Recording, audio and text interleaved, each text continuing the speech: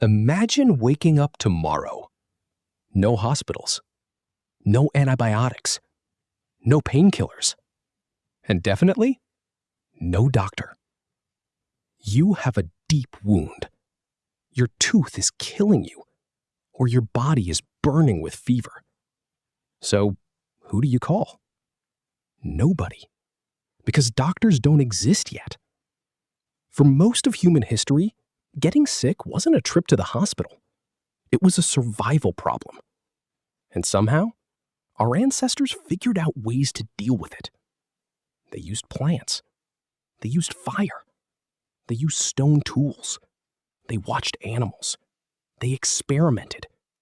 And sometimes, they even performed surgery. But here's the strange part. Some of these medical practices began tens of thousands of years before hospitals, universities, or medical textbooks ever existed. So how did the first humans discover what could heal them? And who was brave enough to try it first? The first doctor probably didn't look like a doctor at all. There was no white coat, no stethoscope, no medical degree hanging on the wall. Instead, imagine a small prehistoric group sitting around a fire. One person is injured. Another person has seen the same problem before. Maybe they know which plant helps. Maybe they know how to clean a wound. Maybe they simply remember what worked last time. And that memory could be incredibly valuable, because in a world without written instructions, medical knowledge had to travel from person to person. Watch, remember, try, survive, then teach. The World Health Organization describes traditional medicine as systems of knowledge and practices with roots that predate modern biomedicine, many of them involving nature-based remedies passed down through generations. So medicine probably didn't begin with one genius suddenly inventing a cure. It was more like thousands of small discoveries, slowly becoming knowledge. Long before pharmacies, the pharmacy was nature. Plants were everywhere, and some of them contained chemicals that actually affect the human body. But here's the problem. Not every plant is medicine. Some are useless, some are poisonous, and some can kill you. So how did prehistoric humans figure this out? We don't know exactly. There was no prehistoric medical notebook saying, "Congratulations, you have discovered pain relief." But archaeology gives us clues. One of the most fascinating examples comes from Neanderthals. Researchers studying dental calculus, basically hardened material stuck to ancient teeth, found evidence of plants in Neanderthal remains from El Cedrón, Spain. One individual had evidence consistent with consuming plants such as yarrow and chamomile, which have known medicinal properties. The researchers proposed this as evidence for medicinal plant use. And suddenly, the Neanderthal doesn't look quite so primitive anymore. They weren't just eating whatever was available. They may have understood that some plants could affect the body. But there is an important scientific caution. Finding a medicinal plant in someone's teeth does not prove exactly why they consumed it. It could have been medicine, food, flavoring, or something else. Science leaves room for uncertainty, and that's what makes the mystery even more interesting.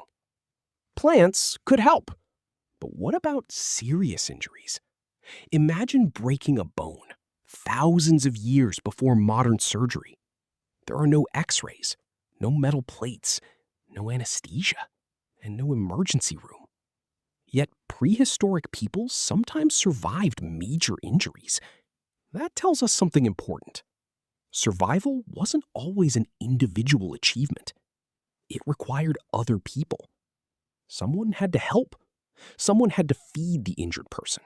Someone had to protect them. Someone had to clean wounds. And someone had to wait. Archaeological evidence of healed injuries in ancient human remains suggests that some prehistoric communities cared for injured individuals long enough for them to recover. In other words, care itself may have been one of humanity's earliest forms of medicine. And then things get even crazier, because medicine wasn't always just plants and bandages. Sometimes someone had to use a tool. In 2026, researchers reported something remarkable. A Neanderthal molar discovered in Chagyrskaya Cave in Siberia showed evidence of deliberate drilling. The tooth is around 59,000 years old. That's older than almost any story you've ever heard about dentistry. The researchers concluded that the marks were consistent with intentional modification of the tooth, possibly to deal with severe decay and pain. Think about that. A Neanderthal with a painful tooth opens their mouth while someone uses a stone tool to drill into it. No anesthetic, no dental chair, no electric drill. Just stone, skill, and an enormous amount of courage. Researchers also recreated aspects of the procedure using stone tools and found evidence consistent with deliberate drilling rather than simple accidental damage. If this interpretation is correct, it pushes intentional dental treatment far deeper into human history than previously known. And suddenly, the phrase primitive medicine becomes difficult to use. Because whoever performed that procedure had to understand something. The tooth was causing a problem.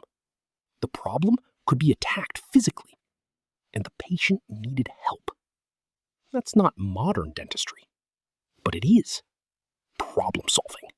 This is perhaps the biggest mystery. How did humans learn what worked? We can imagine several possibilities: observation, memory, trial and error, and perhaps watching animals. If an animal eats a certain plant when sick, a curious human might notice. If a plant repeatedly helps with a particular problem, someone remembers. If a treatment fails, someone learns. Then the information gets passed on. One generation to the next. And eventually, experience becomes tradition. This doesn't mean every ancient remedy worked. Far from it. Some traditional treatments were probably ineffective. Others could have been dangerous. But the basic idea of observing nature, testing experiences, remembering results, and passing knowledge forward is surprisingly close to the beginning of scientific thinking. Medicine didn't suddenly appear one morning. It evolved alongside humanity. From observation, to experience, to tradition, to organized medical knowledge. So, who was the first doctor? We probably won't ever know their name. Maybe it was someone who discovered that a certain plant reduced pain. Maybe it was someone who learned how to stop bleeding. Maybe it was someone brave enough to treat a broken bone. Or maybe it was simply the person who stayed beside an injured friend when everyone else walked away. Because before hospitals, before medical schools, before medicine became a science, humans already understood one powerful idea. When someone is hurt, you help them. And perhaps that's where medicine truly began. Not with a laboratory, not with a prescription, but with curiosity, observation, and compassion.